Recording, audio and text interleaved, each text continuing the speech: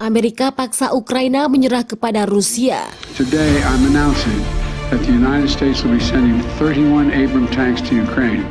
Welcome back, Sobat Dunia. Amerika Serikat meminta Ukraina menunda serangan ke pasukan Rusia.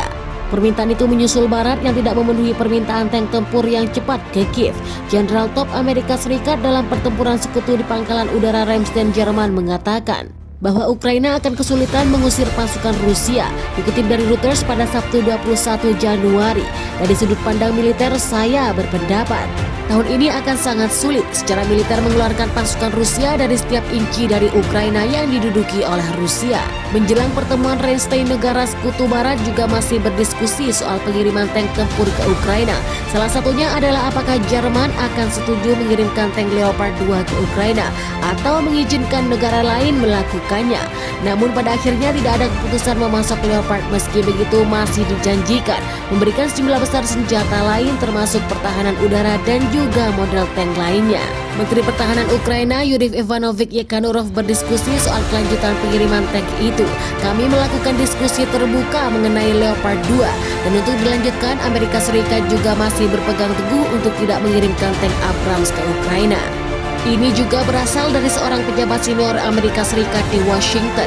Namun Menteri Pertahanan Amerika Serikat Lloyd Austin juga memastikan Ukraina memiliki perlengkapan terbaik meski tanpa tank Leopard.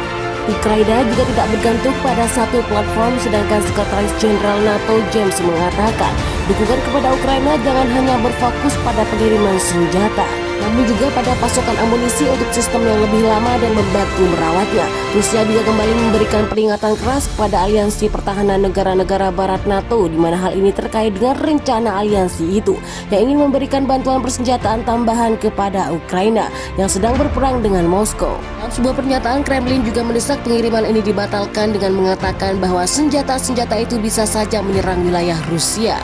Dan ini nantinya akan berpotensi mengancam pos surga dan dunia. Ini juga sangat berbahaya dan itu berarti membawa konflik ke tingkat yang sama sekali baru, yang tentu saja tidak akan menjadi pertanda baik.